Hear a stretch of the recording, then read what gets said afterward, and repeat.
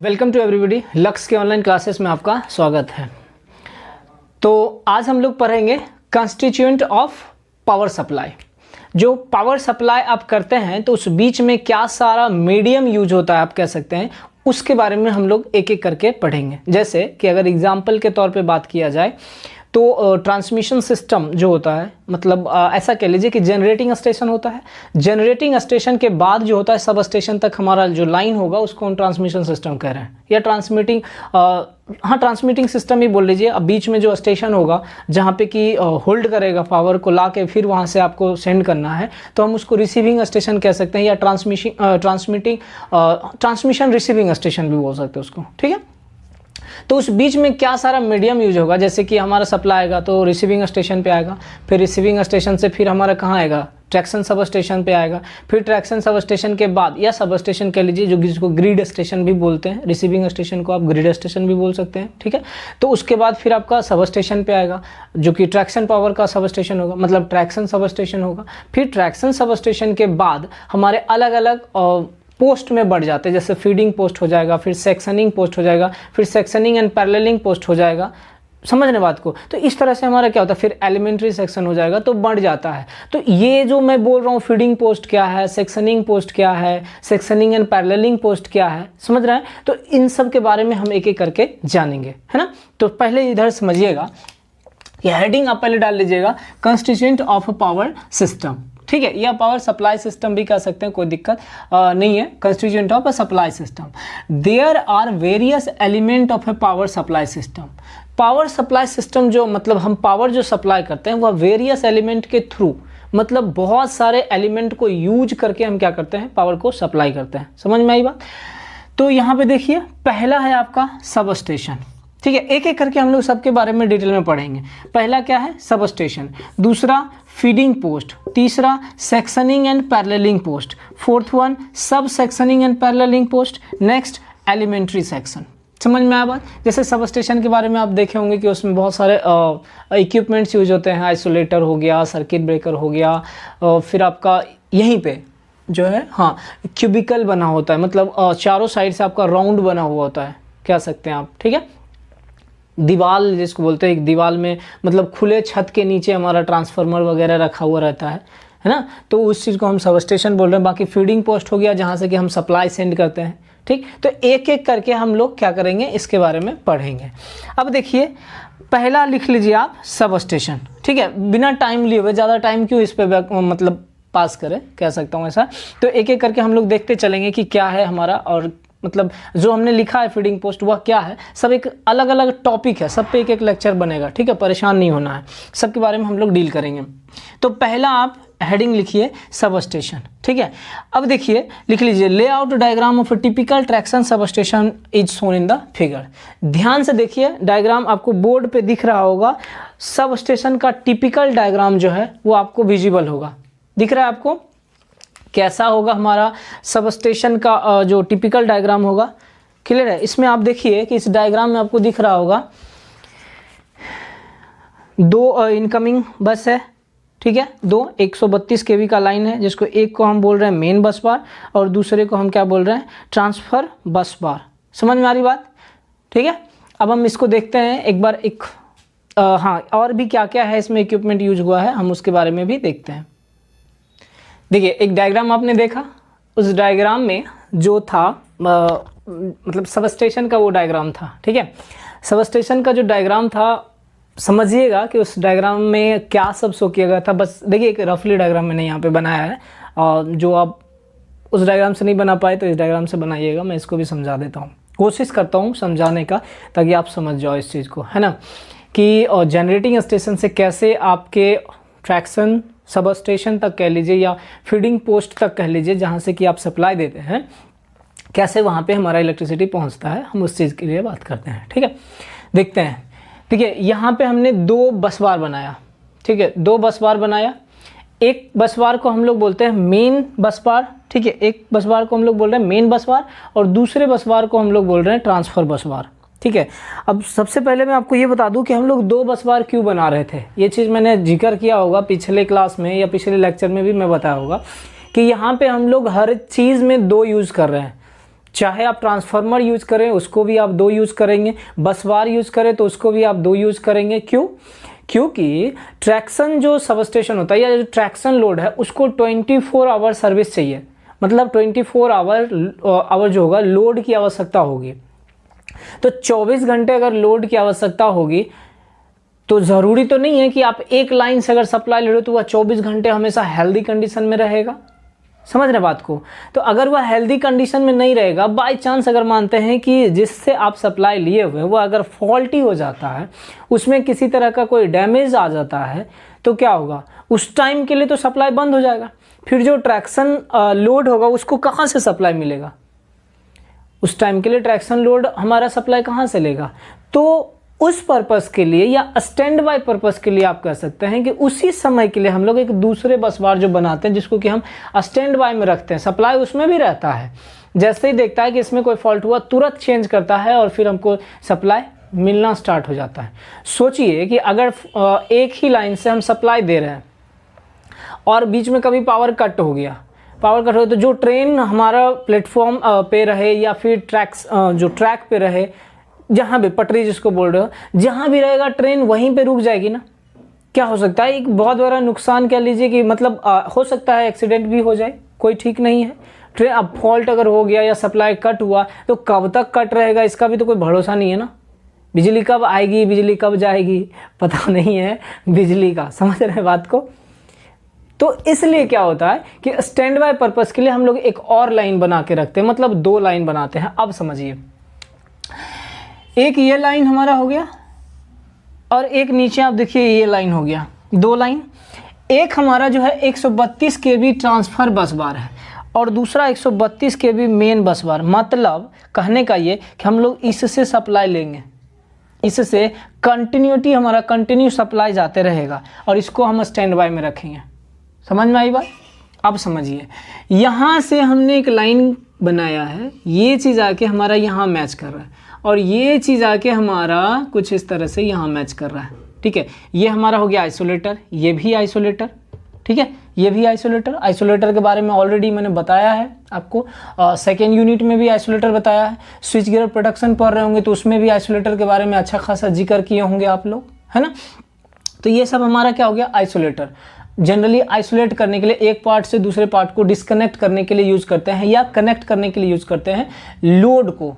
समझ में आए? बट ऑफ कंडीशन में, जब हमारा ऑफ लोड होगा, कहने का ये मतलब हुआ जब लोड नहीं रहेगा ना तो उस टाइम में आप इसको ऑपरेट कर सकते हो और यह जो है मैनुअली ऑपरेट होता है, ऑटोमेटिकली नहीं होता है। समझ में आएगा?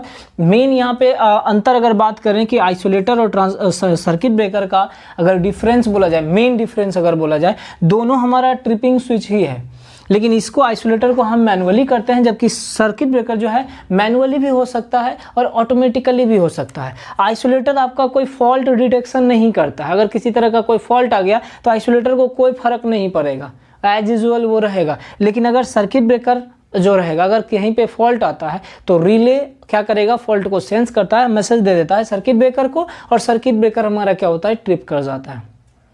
ये भी कह सकते हैं सर्किट ब्रेकर हमेशा क्या होगा कि रिले से कनेक्टेड होगा, जबकि आइसोलेटर में हमें कोई किसी प्रकार का रिले कनेक्ट करने की आवश्यकता नहीं होती है। क्लियर? तो हम यहाँ पे क्या किए? आइसोलेटर यूज किए। देखिए, ठीक है, ये हो गया आइसोलेटर। कनेक्शन दिए, कनेक्शन के पहले भी आइसोलेटर यूज किए और कनेक्शन के बाद भी यूज किए।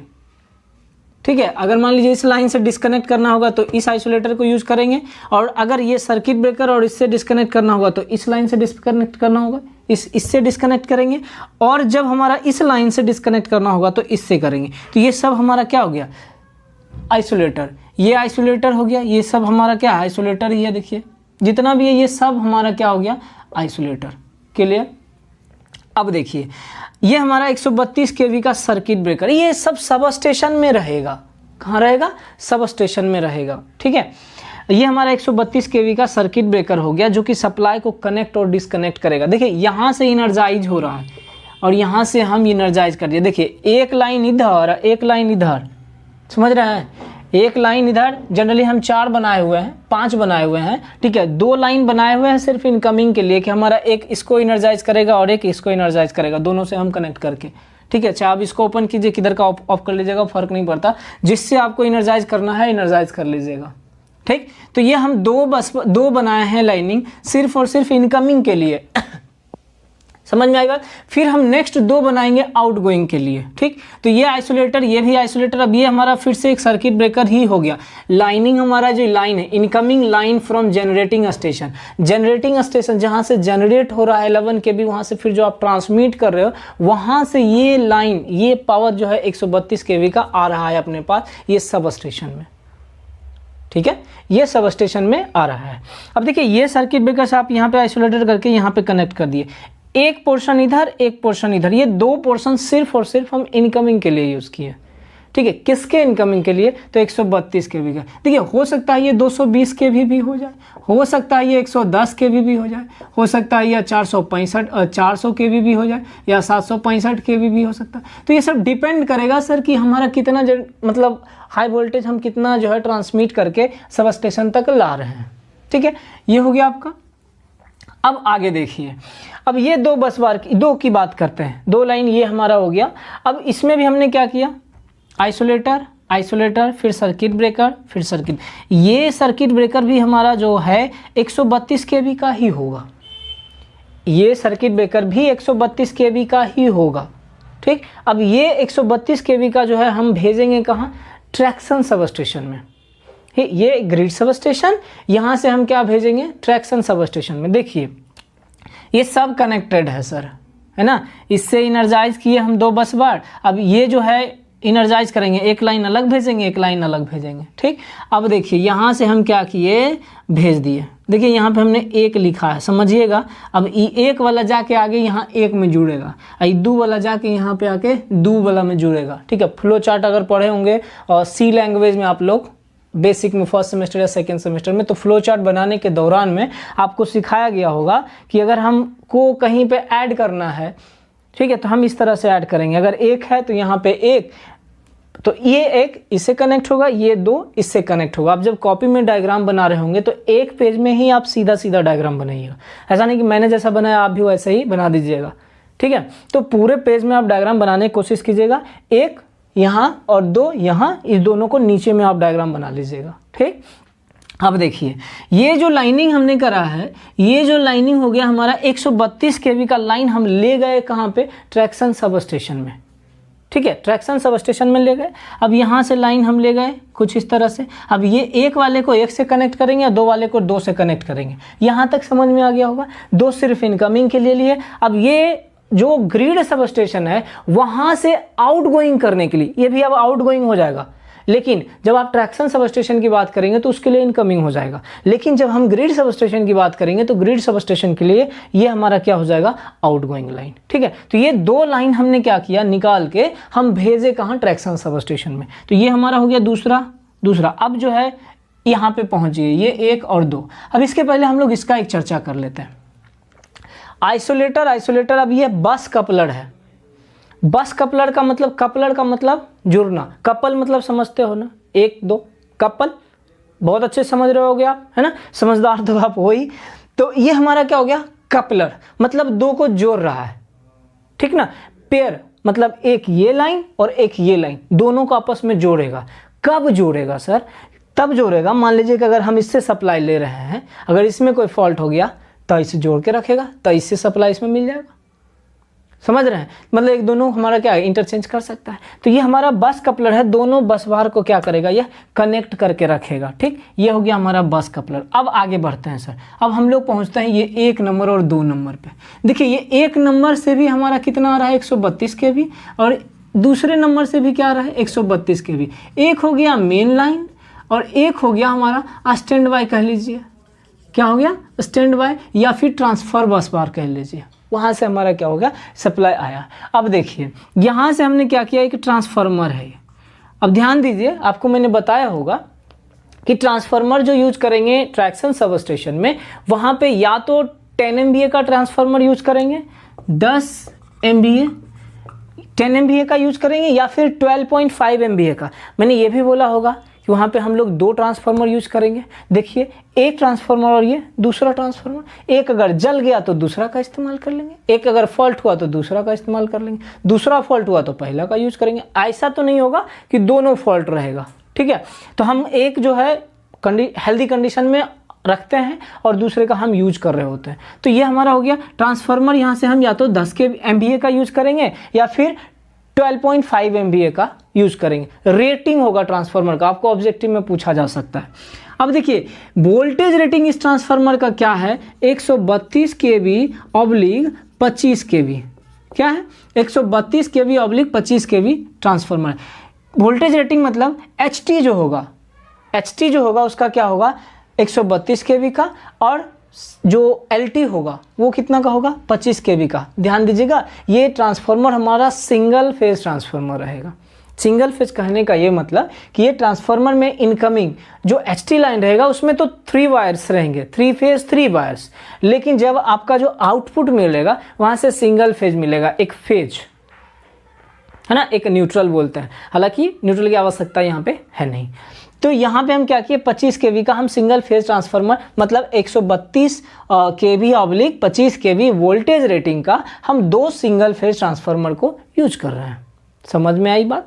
अब देखिए, ये हमारा क्या हो गया, सर्किट ब्रेकर। अब ये सर्किट ब्रेकर का रेटिंग क्या रहेगा, 25 kV। क्यों, क्योंकि इसका आउटपुट से तो हमको कितना मिलेगा, 25 kV। यहाँ इनकमिंग में 132 kV आ रहा था सर, तो हम यहाँ पे सर्किट ब्रेकर लगाए हैं ऑलरेडी। यहाँ समझ में आ रही बात, यहाँ लगा चुके हैं ऑलरेडी सर्किट ब्रेकर, लगाने की अब आवश्यकता नहीं है। इसके लिए हम क्या करेंगे, ट्रांसफार्मर के बाद फिर हम सर्किट ब्रेकर लगाएं।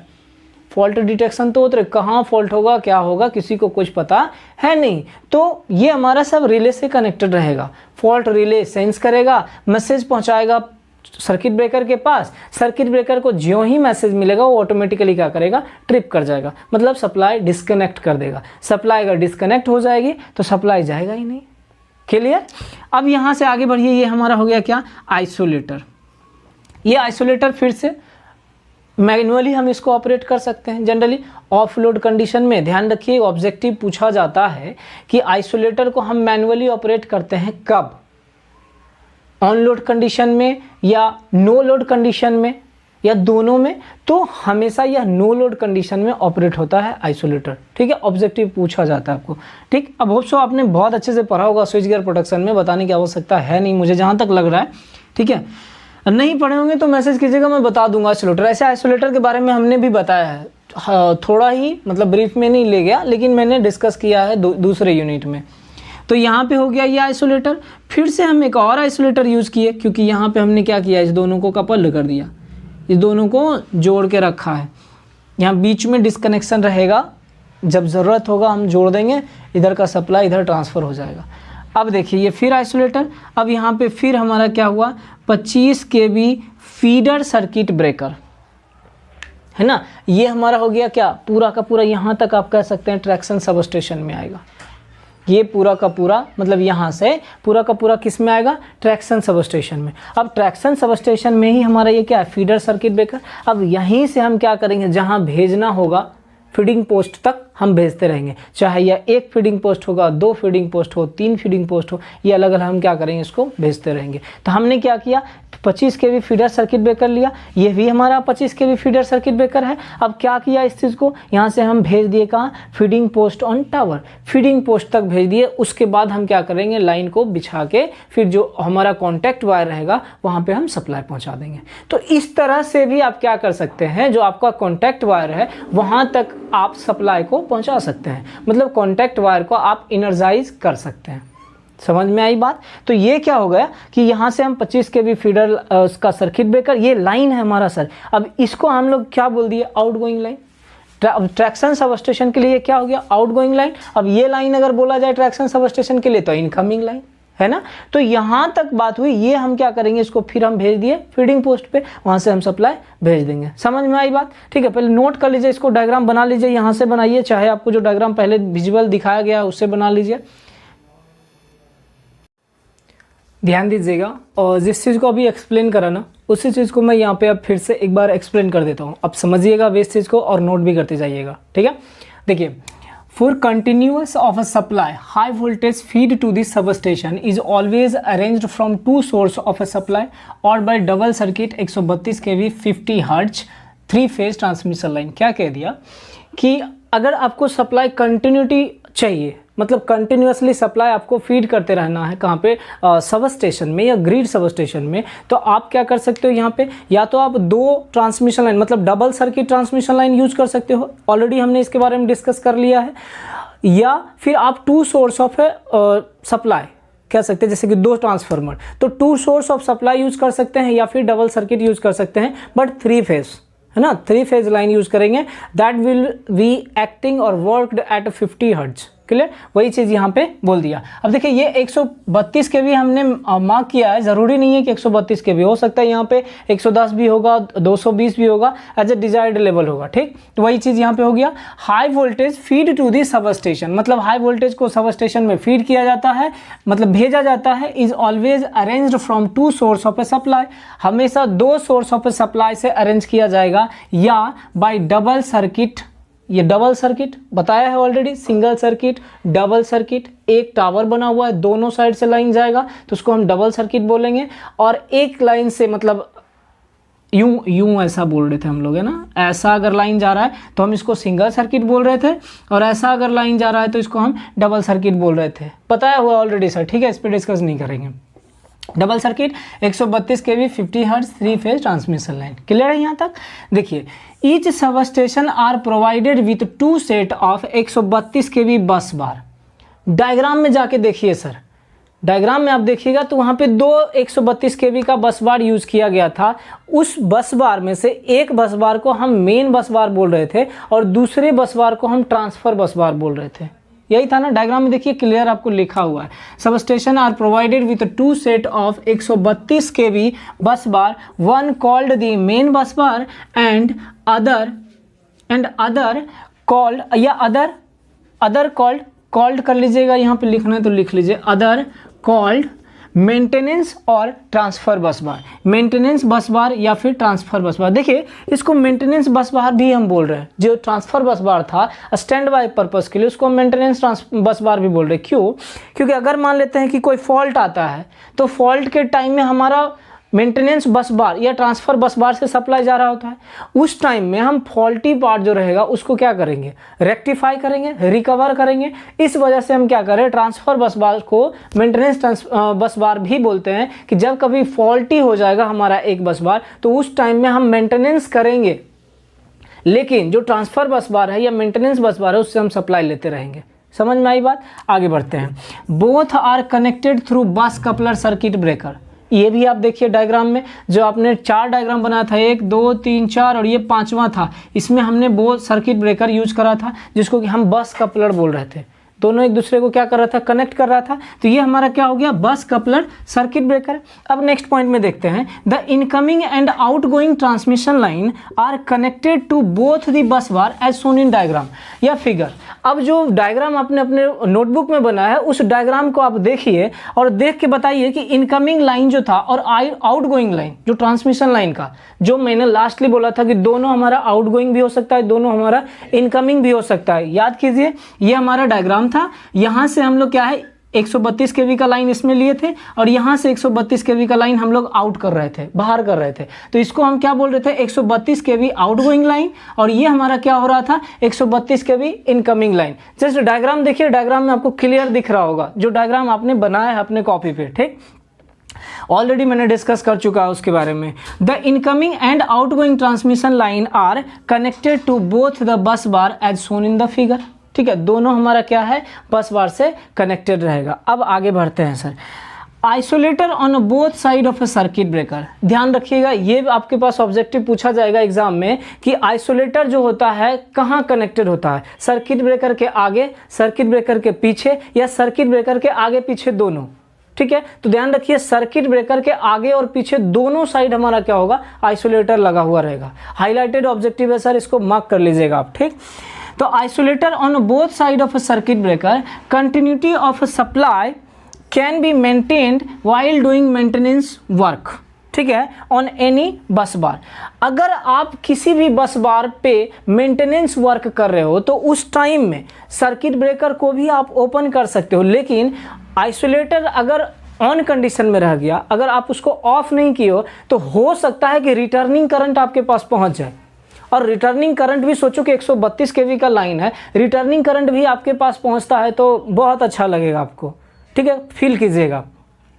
तो इससे बचने के लिए हम लोग क्या करते हैं, आइसोलेटर का यूज कर रहे हैं। आइसोलेटर को जैसे ही आप ऑफ कर देंगे तो फिर रिटर्निंग आने का ज़रूरत या नहीं पहुंच पाएगा आपके पास। और जब आप ऑफ कर देंगे तो जिस बस बार के लिए आप आइसोलेटर को ऑफ किए हैं, आप उस बस बार पे इजीली वर्क कर सकते हो, जिस तरह का वर्क आपको करना है मेंटेनेंस वर्क, क्योंकि उसमें तो सप्लाई रहेगा नहीं और रिटर्निंग आएगा नहीं। शॉर्ट कर मतलब ओपन कर चुके हो और ओपन में हमारा कभी करंट फ्लो करता नहीं है, तो आप क्या कर सकते हो, उसमें मेंटेनेंस वर्क आसानी से कर सकते हो किसी भी बस बार पे, या फिर circuit breaker on a primary side of a transformer, या फिर जो सर्किट ब्रेकर आपका प्राइमरी साइड ऑफ ट्रांसफार्मर जो भी लगा हुआ है उस पर भी आप मेंटेनेंस वर्क कर सकते हो। डायग्राम में देखो, दो ट्रांसफार्मर लगा हुआ है, दोनों के पहले हमारा सारा इक्विपमेंट जो यूज किया हुआ है सब 132 केवी का है, ठीक है। सारा ट्रांसफार्मर के इनकमिंग जो इनपुट था, जिसको कि आप HT लाइन बोल रहे हो, जो आपने 12.5 MVA का ट्रांसफार्मर यूज किया है, उसका HT लाइन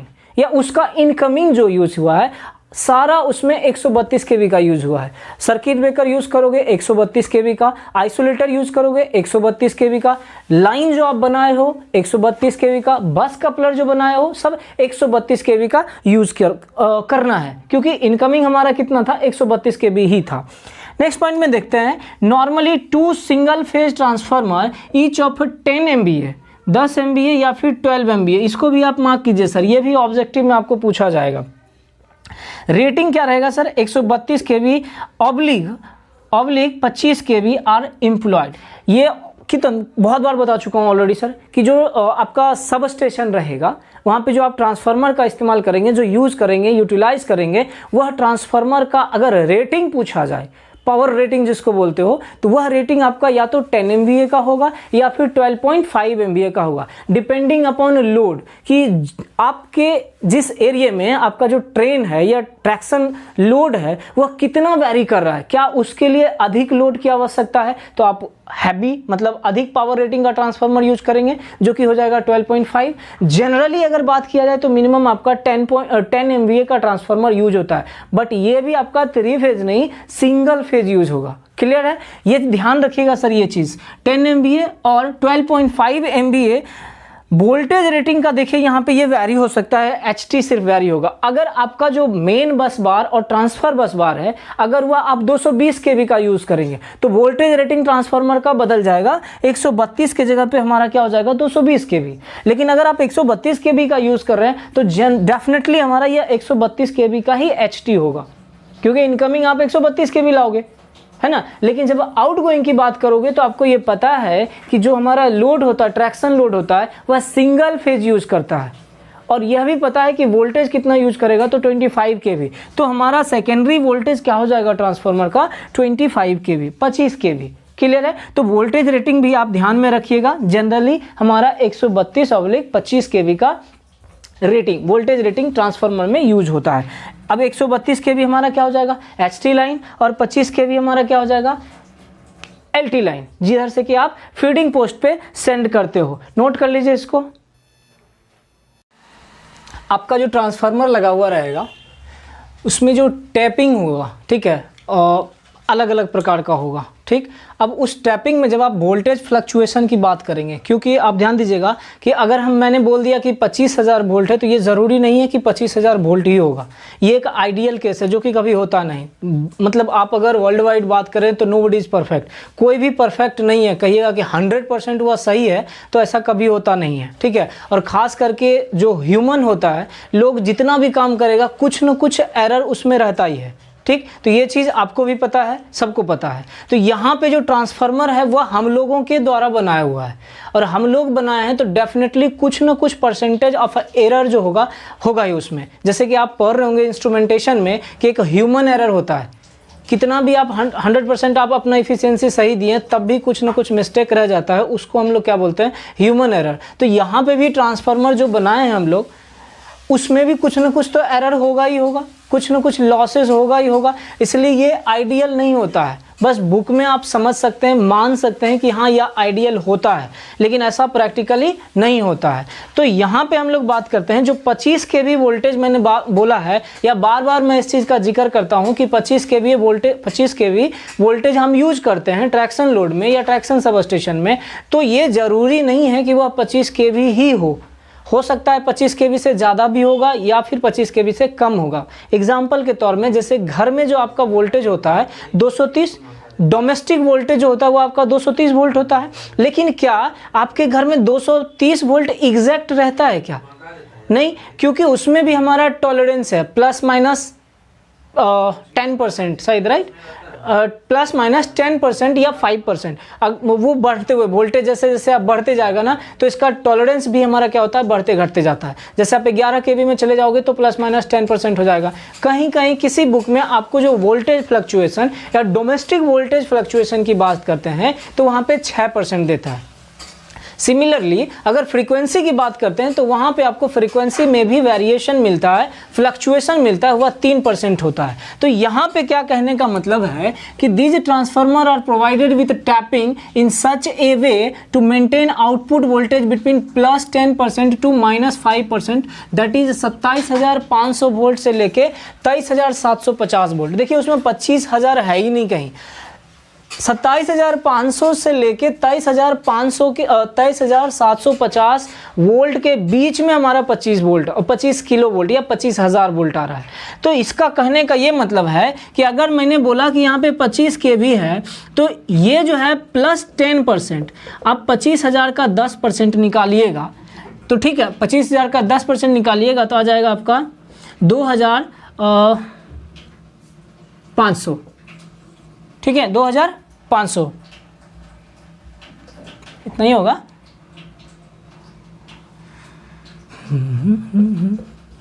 जब आप ये 2,500 जो आ रहा है आपका 10%, आप क्या कीजिएगा, चूंकि ये प्लस में है तो इसमें हम जोड़ दिए, 25,000 में जोड़िएगा, देखिए आपका 27,500 बनेगा। मतलब मैक्सिमम आपका जो होगा 27,500 तक जाएगा, उससे अधिक नहीं होगा। तो ये फ्लक्चुएशन जो होगा 27,500 के बीच में हो सकता है, 27,400 हो, 27,300 हो, 26,000 हो, 25,000 हो। ठीक उसी प्रकार से जो ये -5% बोल रहे हैं, मतलब 25,000 का 5% निकालिएगा और 25,000 में माइनस कर दीजिएगा तो आपका बनेगा 23,750, ठीक है, 23,750। तो ये हमारा क्या हो गया कि -5% तक हमारा क्या होगा, वह रिड्यूस हो सकता है, घट सकता है। तो बढ़ सकता है कहाँ तक, 27,500, घट सकता है कहाँ तक, 23,750 तक। समझ में आई बात? तो मतलब प्लस 10% अधिक और -5% मतलब कम। तो इस बीच में हमारा जो 25% रहेगा। अब आपके लिए क्वेश्चन है कि ट्रांसफार्मर में टैपिंग जो होता है HT साइड में रहेगा कि LT साइड में रहेगा। ये दूसरा आपका होमवर्क रहेगा कि टैपिंग क्यों यूज करते हैं ट्रांसफार्मर में, इसका आप अपने लैंग्वेज में लिख के मुझे टेक्स्ट कीजिएगा। आगे बढ़ते हैं sir. Transformer is earthed and then return feeder is earthed and solidly to all the rails of the electrified track opposite to the feeding post. क्या मतलब है कि जो भी ट्रांसफार्मर रहेगा, कहीं पे भी आप ट्रांसफार्मर यूज करेंगे तो हर एक ट्रांसफार्मर क्या होता है, अर्थड रहता है। क्यों?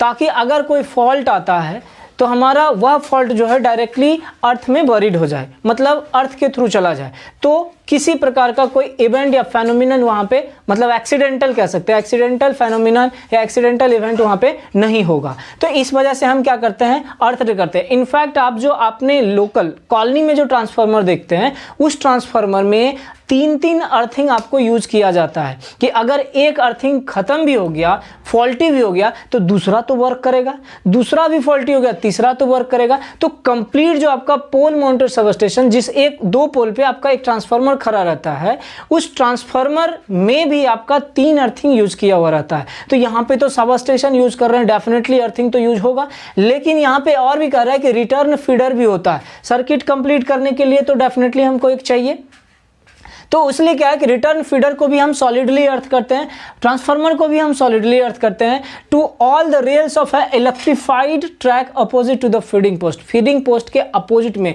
जितना भी हमारा ट्रैक होगा जो कि इलेक्ट्रीफाइड रहता है, उसको भी हम क्या करते हैं, अर्थ करके रखते हैं। ठीक, एक इसी में बात आता है सर कि हम अभी सिंगल फेज की बात कर रहे हैं, आप यहाँ पे स्कॉट कनेक्शन भी यूज कर सकते हो। ट्रांसफार्मर, स्कॉट कनेक्शन ट्रांसफार्मर जो आपका, जिसको कि वीवी कनेक्शन आप बोलते हो, जिसका वर्क होता है कि 3 फेज से 2 फेज कर देना, मतलब 3 फेज लाइन को वह 2 फेज लाइन में कन्वर्ट कर देगा। तो आप यहाँ पे स्कॉट कनेक्शन भी यूज कर सकते हो। बोर्ड पे देखिए ध्यान से, डायग्राम आपको दिख रहा होगा कि किस प्रकार से कनेक्शन किया हुआ है। स्कॉट कनेक्शन दिख रहा होगा, वहाँ पे नीचे लिखा होगा 3/2।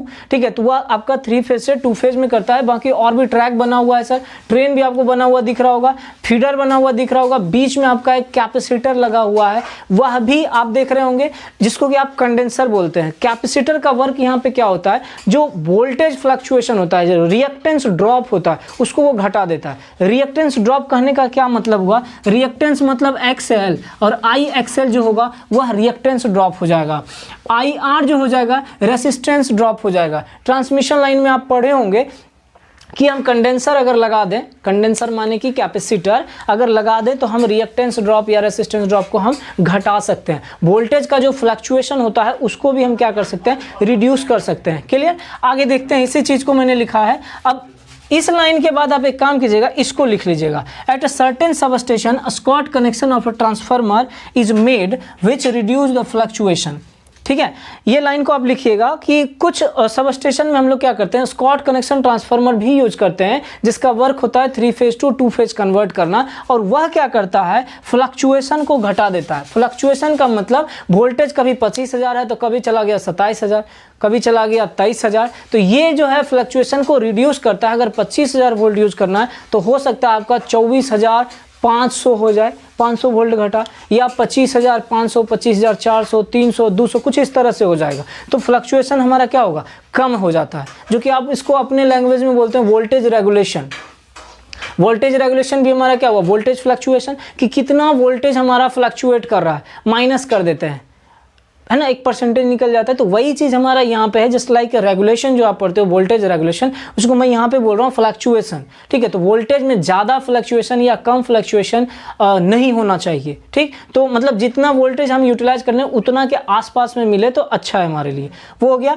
नेक्स्ट आगे देखिए, सीरीज कंडेंसर। सीरीज कंडेंसर मतलब जो कैपेसिटर होगा उसको हम सीरीज में कनेक्ट कर देंगे। Series condenser is inserted in the return feeder side of the transformer to reduce the voltage fluctuation and to compensate the reactance drop of a feeding post. अभी तुरंत मैंने बोला इसको क्या करता है, जो रिएक्टेंस ड्रॉप होगा उसको यह रिड्यूस कर देता है। ठीक है, ये सब आप लोग ट्रांसमिशन लाइन जब पढ़ रहे होंगे, ट्रांसमिशन डिस्ट्रीब्यूशन, उस टाइम में आप लोग पढ़ रहे होंगे कि कैसे एक डेरिवेशन के थ्रू आपको बताया गया होगा कि किस प्रकार से यह वोल्टेज को इंक्रीज कर देता है या बढ़ा देता है, फ्लक्चुएशन को डिक्रीज कर देगा, या फिर जो ड्रॉप है उसको घटा देगा। ये सब एक डेरिवेशन के थ्रू आप पढ़े होंगे ट्रांसमिशन डिस्ट्रीब्यूशन में। ठीक है, यहाँ पे हम डेरिवेशन नहीं पढ़ रहे हैं सर, बहुत लेंदी हो जाएगा आपके लिए। ठीक, तो यहाँ पे क्या हुआ, सीरीज कंडेंसर को हम रिटर्न फीडर में, रिटर्न फीडर के साइड में, ट्रांसफार्मर का जो रिटर्न फीडर उस टाइम में हम उस साइड में लगा दिए ताकि जो वोल्टेज फ्लक्चुएशन हुआ कम हो।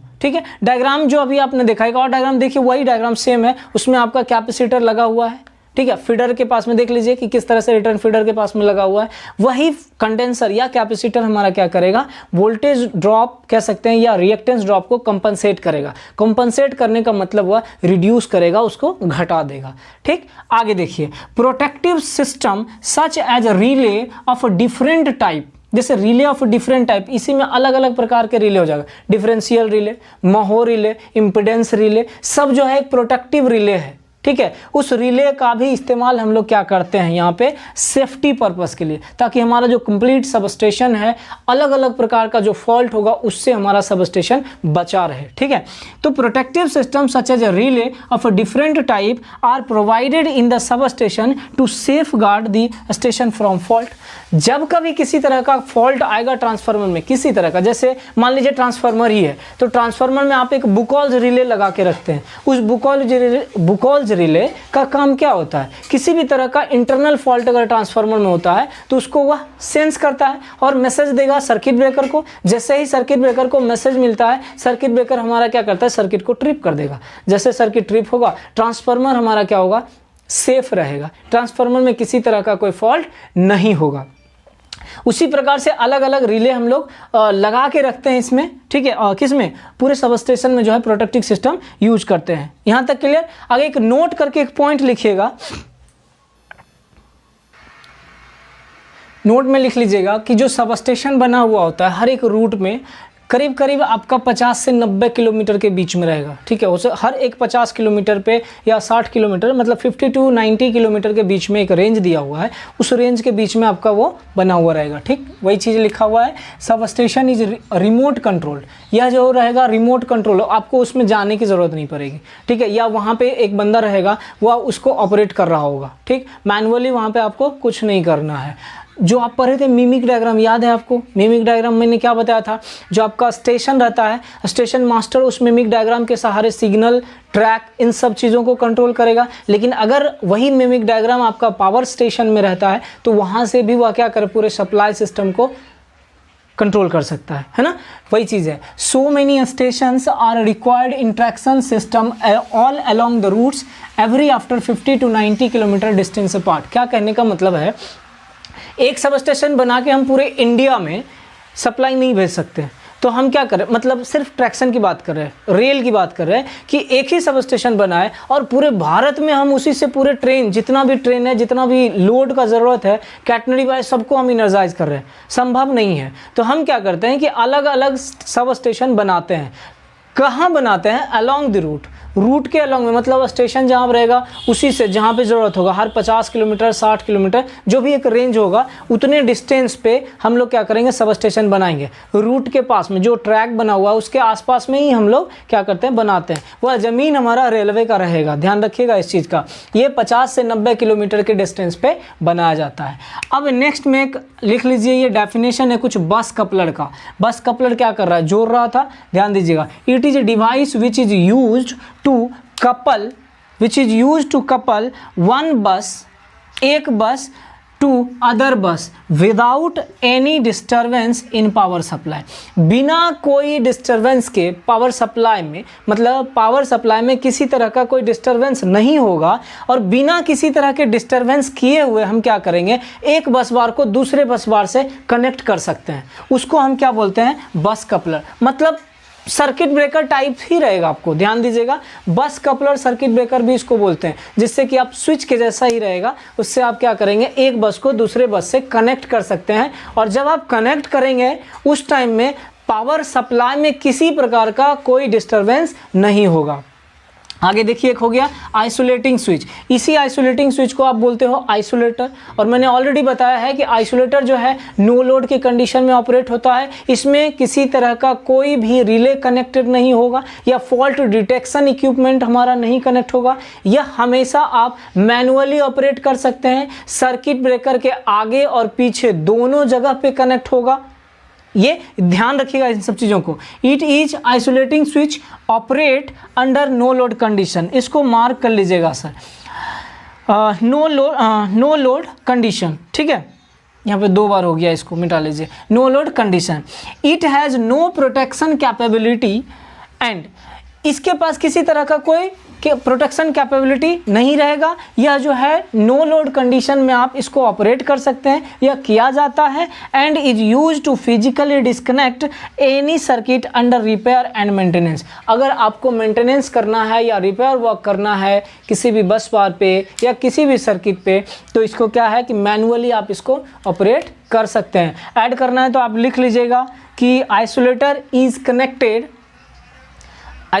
Connected on both side of A circuit breaker, ठीक है, on both side of circuit breaker. Note कर लीजिए इसको।